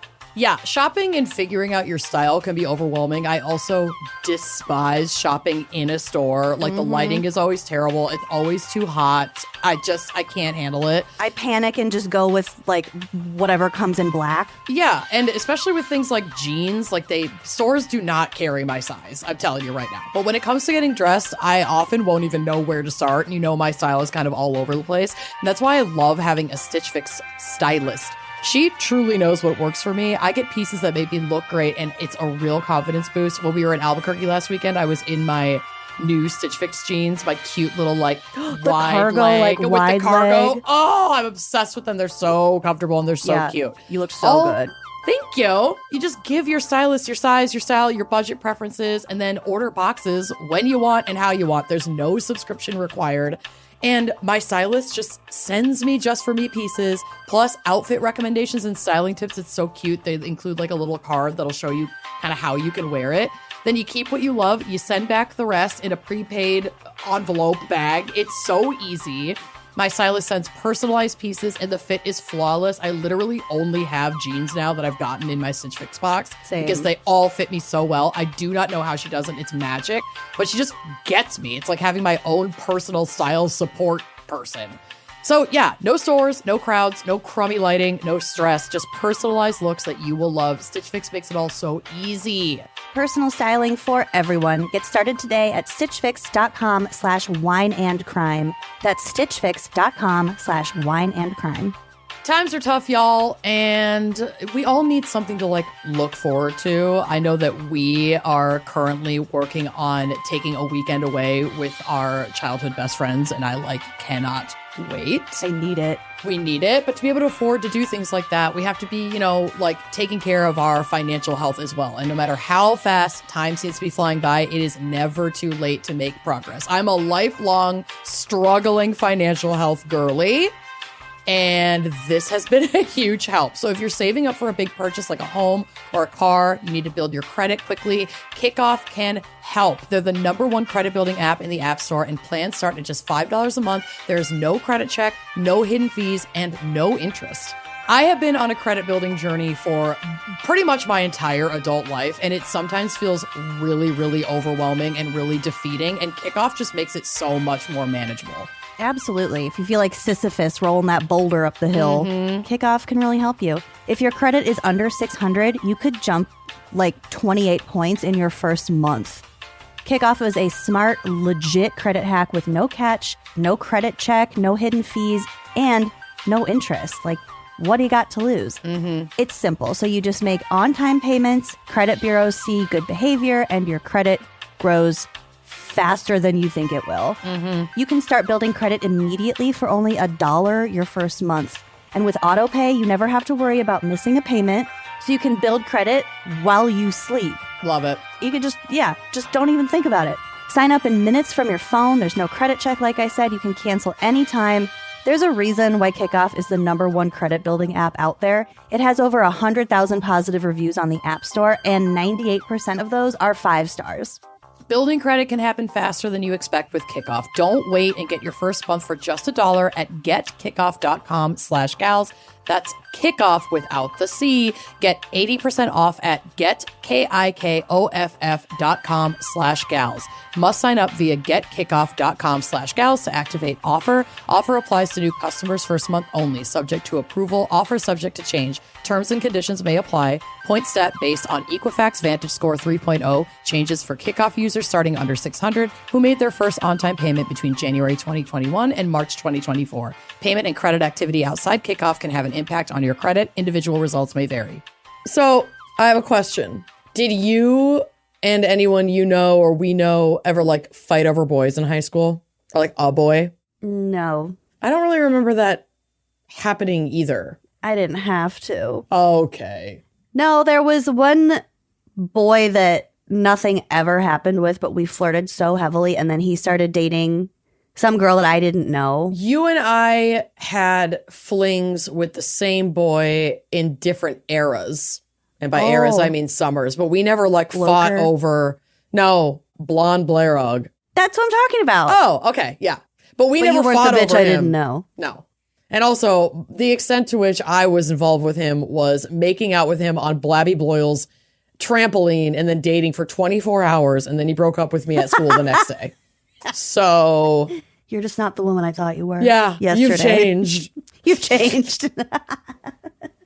So I can't really deeply relate to this, but this is like teenage tale as old as time, baby. Okay.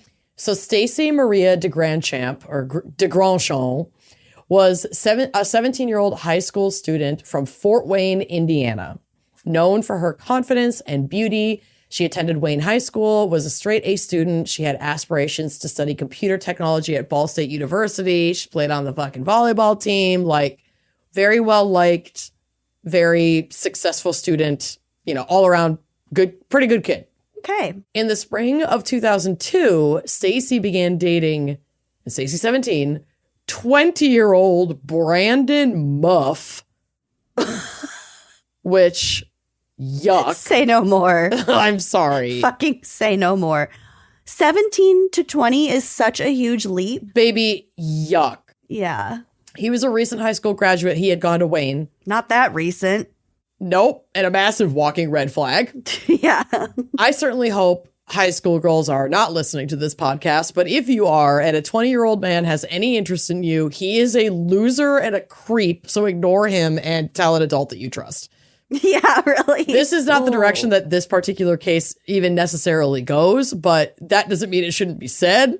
And I just want to sign that a former 17-year-old girl who absolutely hung out with older boys, men, and looking back at through adult eyes. They all had something real wrong with them. Something's off. Something's off. That 20-year-old tree trimmer does not want to make out with you for any other reason. He was way more than 24. He was in his 30s, but you were in your 20s. Yeah, I was like 20.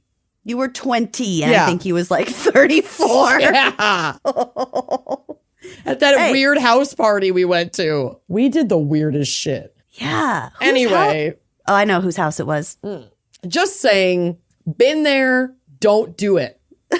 It's a bad idea. And they are certainly... Amanda walked so you can run. I walked so you could avoid having to run ever in your life. Like, just say no, babe. And I don't care how old or young or cute or great or smart he is. He's never going to be worth this. So before Brandon started seeing Stacy, Brandon had been seeing a girl named Holly Boisvert, who was 16. So they were like just about the same age. Come on. He would have been 19 or 20 when seeing Holly. No. Fucking ish. Holly was part of a close-knit group of friends, including her friends Amanda Richards and Whitney McGee. Some reports showed that Holly and Stacy had also been very close friends, even some saying best friends. But I after looking into this case, which there's not a ton of information about, so my segment is not as long, even though I read like a bunch of fucking shit about this. That's okay. You talked a lot about glucose. Well, I did. And Twilight. Wow, what a weird day. But all that to say, it's like a lot of articles with the same information, and the people being minors at the time, there's not a lot about the girl's backstory. And I think some conjecture was used in media to prop this up as like they were best friends and that a boy got between them and then this happened. I don't know if they were best friends. They were friendly, and they like went to the same school, and they rolled with, you know, some crossover in their little crew. Okay. But I don't know. So regardless, Holly wanted to get back together with Brandon Muff. Stop saying Muff. I can't. I can't. So Holly's not happy to hear that Brandon and Stacy are seeing each other. Creepshow Brandon is still hanging out with this high school crew, and they would all hang out together. Stacy had been like a pretty staunch rule follower. She got pretty good grade, or really good grades. She was on the volleyball team. Like, she didn't get in trouble. And then this like chuckle fuck starts hanging around her, and she starts going to parties and hanging out with some of these newer kids that she hadn't really been hanging out with before. Holly's house was a common party spot, and she didn't have like a regular dad. She had a cool dad. So they would all hang out there and occasionally have beverages, enjoy their outdoor pool. And like, that was a common gathering place for them. Yeah, if they have a pool. Yeah, 100%.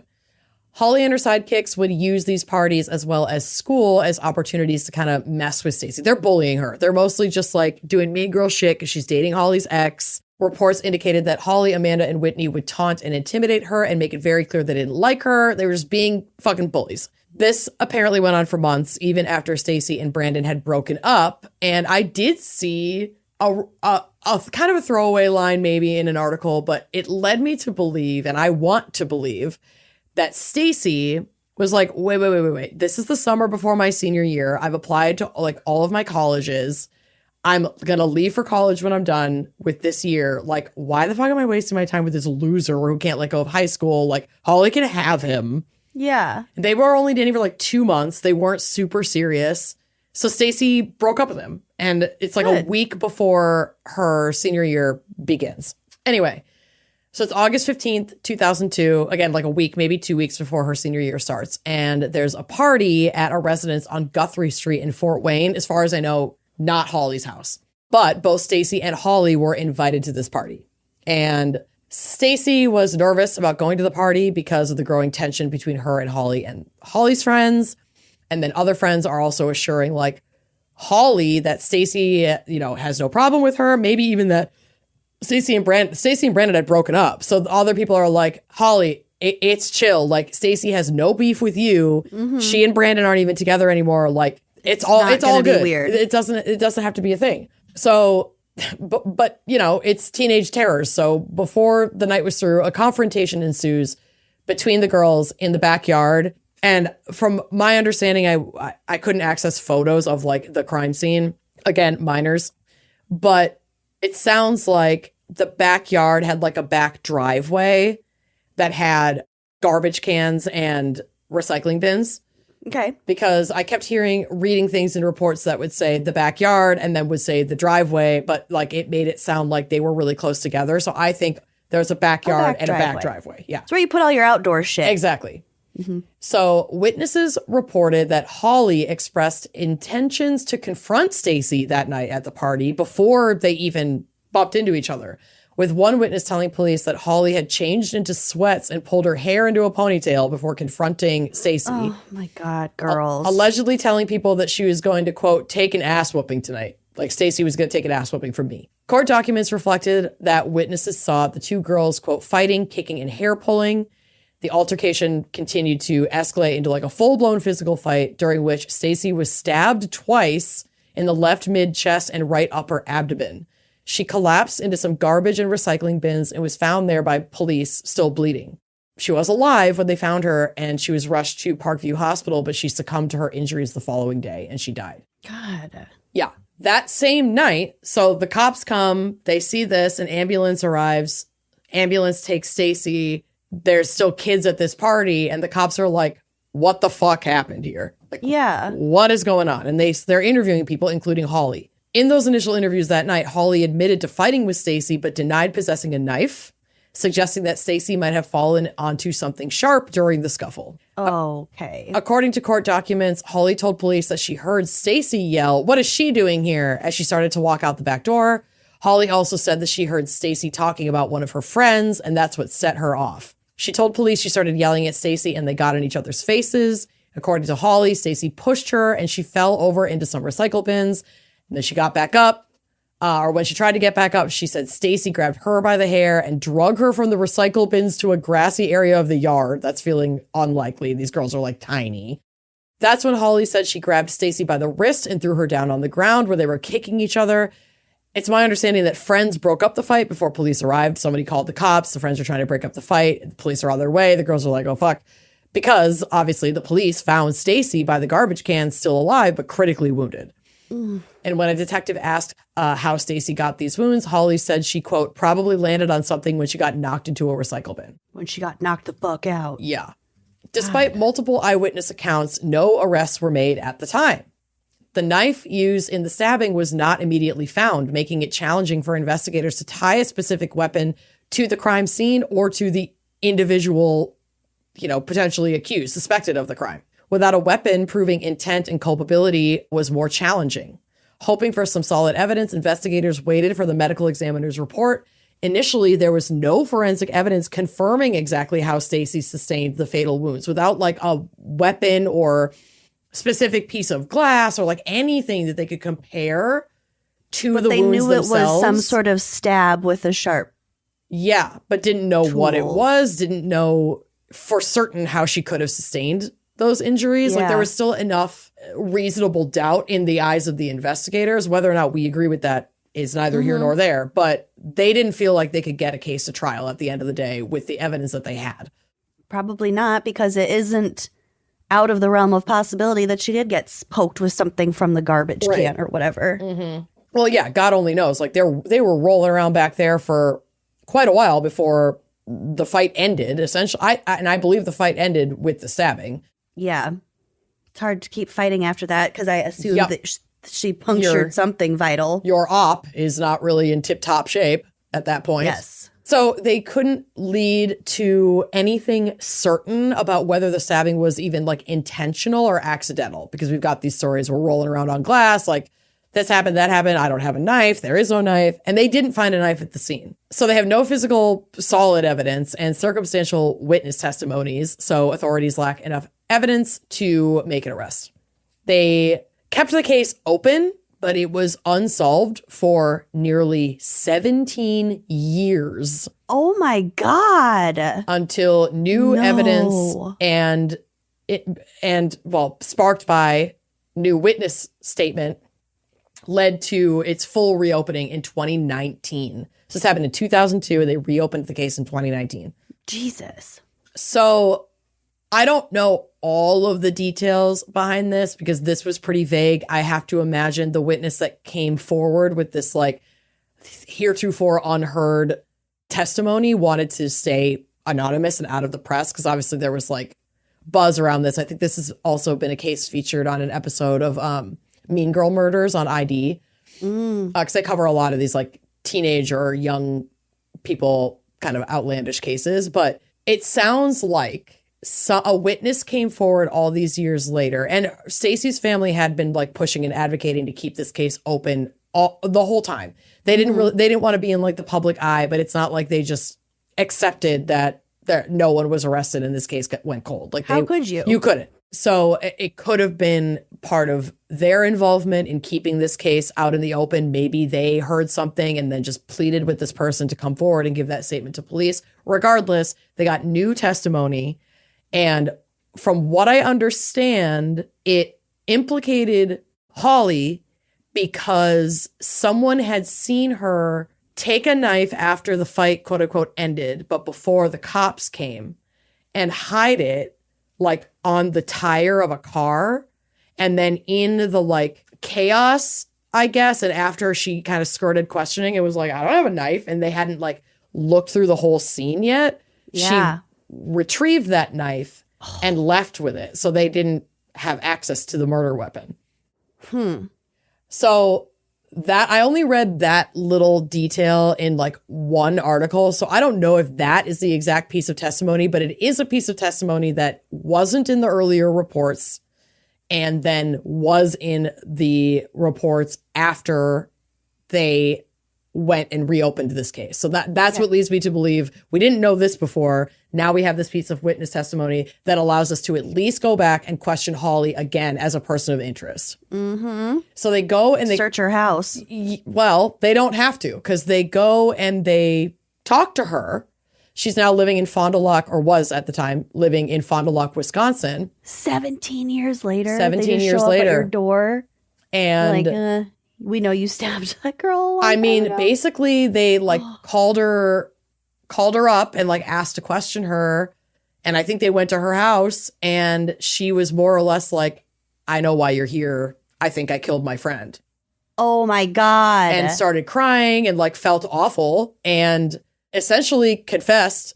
And in a wild, I don't want to say twist, I guess maybe like, I don't know. I want to think about this, but in a wild revelation, Holly still had the knife that she had used to stab Stacy all those years ago in that fight. She never got rid of it. Oh my God. And I have to believe that like that to me, Holly did not do a good thing. And Holly should have turned herself in a long fucking time ago. And this is not justice, what's happening here.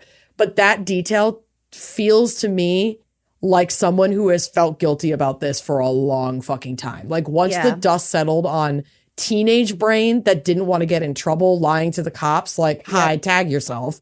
Yeah. And she became an adult trying to live her life knowing what she had done. And if she ended up having kids, seeing her behavior in the light of that now having your own children, not to get corny, I didn't see anything that is said a that she had different, kids, but could have been. well, if she did, even if she didn't, but that would. It just says a lot to me. And I have conflicting feelings about it because it's like, okay, if you feel this bad when you open the door and the cops are there, why the fuck didn't you turn yourself in 10 years ago? You've had this knife the whole time. So like, I'm not saying that I'm like chill with Holly. No, like she of course fucked up. But I guess if you think you got away with something. Yeah. I think she remained, you know, selfishly self-preserving enough not to turn herself in, but had enough remorse and enough guilt to not try to keep up the farce. And when they came knocking, she just gave herself over. That's how I feel about it. So she hands over the knife, and this led to new forensic evidence because a pathologist was able to now confirm that this knife matched the stab wounds. Wow. And indicated it was indeed the weapon that was used in the stabbing. Holly expressed remorse, stating, like I said, quote, I think I killed my best friend. If I had just walked away and not turned around to fight, she'd still be alive. Ugh. Holly was arrested and initially charged with murder, which had a mandatory 65-year sentence in Illinois where the crime took place. But in December of 2021, she pleaded guilty to the lesser charge of voluntary manslaughter with a 25-year sentence with 5 years suspended and 3 years of probation. Because she took a plea, there was no jury trial. She faced a judge to enter her plea and then faced a judge for sentencing, but there wasn't a jury trial. She expressed deep remorse and admitted through tears to stabbing Stacy in, quote, sudden heat, like heat of the moment. In January of 2022, she was sentenced and is currently serving that sentence at the Indiana Women's Prison. Her earliest possible release date is March of 2030. Wow. So, 5 years, she could be up for parole. Stacy's family did not want to speak publicly or, make a statement after sentencing. Totally understandable. They, like I said, they'd been advocating and putting pressure on police for nearly 2 decades to keep Stacy's case open and work to solve it. They did accept Holly's confession and subsequent plea deal, as far as I could see in the news. But I just hope that some semblance of closure came with that sentencing. And like I said before, I have mixed feelings about this case. I feel bad for both of these girls. Obviously, Holly is in the wrong. Stacy is the victim. And what happened to Stacy was so fucking senseless and tragic. Mm-hmm. And I also can think of how hormonally insane I was at that age. And again, we don't have the full context of what might have been going on in Holly's life that could have made the already tumultuous circumstances of being a teenager even harder. Mm-hmm.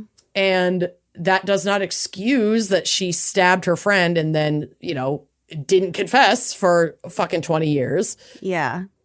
But I could also understand at least that as a teenager, the lying to police, I don't want to get in trouble. And then it's as you grow with that guilt, it's do you just feel oh, I fucked up so bad that how could I possibly come forward and admit what I actually did? It just eats you alive. I can't even imagine. I can't imagine either. I would, this is me editorializing, but maybe her being in prison and acknowledging that is more of a relief than living on the outside with the knowledge that her family doesn't know who killed her daughter for sure. I just hope that at the end of all of this senseless tragedy, Stacy's family can finally get some peace, some closure, know exactly what happened, and continue to carry Stacy's memory with a full picture of why they don't have their kid. And that Holly can have, her own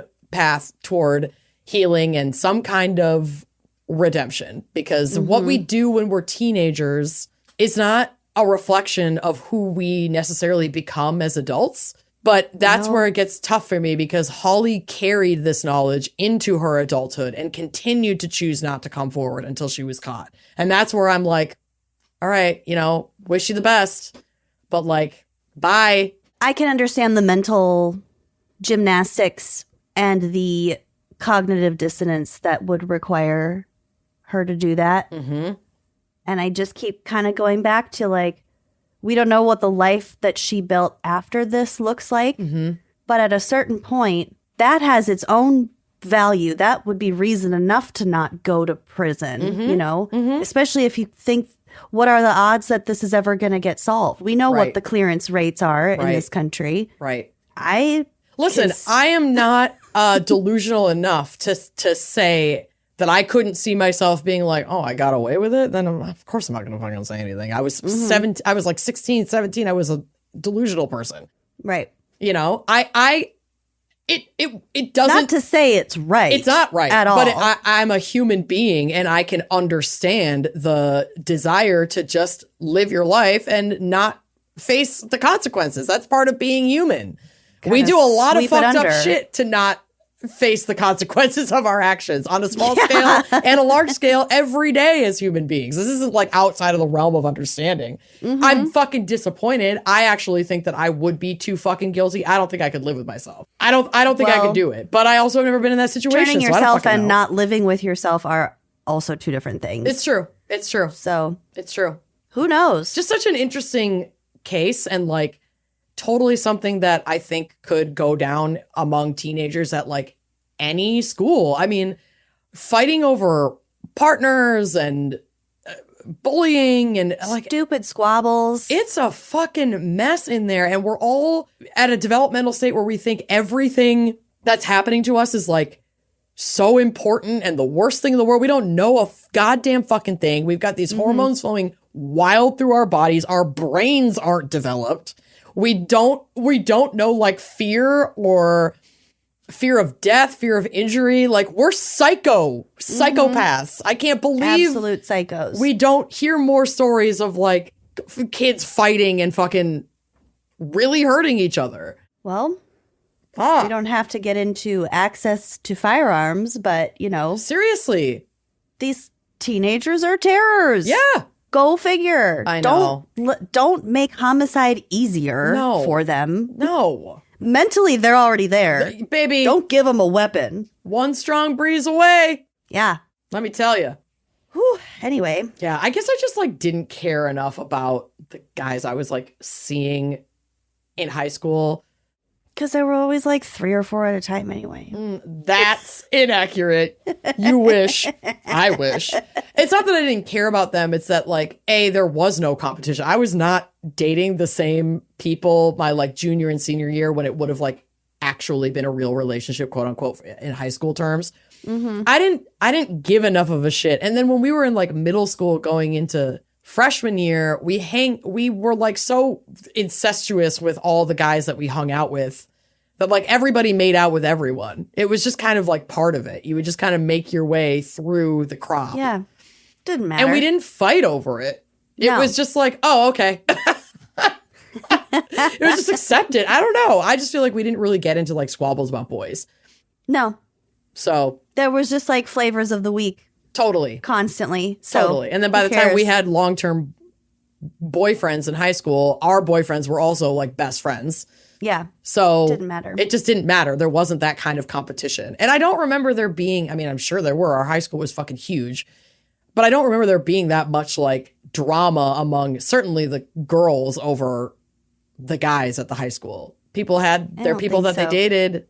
That just wasn't part of my experience. We had so many kids in our graduating class. I don't know how you could really... I was also an oversexed theater kid. We're all making out with each other. A lot of cuddle puddles. Anyway, just an interesting thing to think about. Because I was reading this and I was I can't personally relate to this experience. So that's why I asked you at the top to see if maybe you could, but no, we can't. It's pretty. We had a chill time. Yeah. There wasn't a lot of action to be had, so it's oh. Yeah, the drama was pretty self-made. It wasn't fighting over boys. Yeah, it was definitely just among us just being catty and to each other. Catty and bored as fuck. Well, thank you again to Tiffany Meager for sending me that article and inspiring this whole thing. All of this. Good Lord. Yeah, and if you are interested in hearing this episode ad-free, you should head on over to our Uncorked page. Yes. You can just head to our website, wineandcrimepodcast.com/uncorked, and it'll walk you right through it. We're working on some fun exclusive video content for it, too. So there's more coming. But yeah, all our back catalog is going up, all ad-free, and new episodes are released same day, every week, same schedule, same cut, no ads. On Uncorked. So if you don't want to have to wait extra to get your ad-free content, that's your spot. Get it. It's your spot. Thank you so much for listening, and we'll see you next week. Bye-bye. Thanks for listening to Wine and Crime. Our cover art is by Danielle Sylvan. Music by Phil Young and Corey Wendell. Editing by Jonathan Camp. Our production manager is Andrea Gardner. For photos, sources, and other resources, head to wineandcrimepodcast.com. You can follow us on all the socials at Wine and Crime Pod. If you'd like to show your support and get access to all sorts of wine-fueled bonus content, check out our premium channel at wineandcrimepodcast.com/uncorked. Cheers!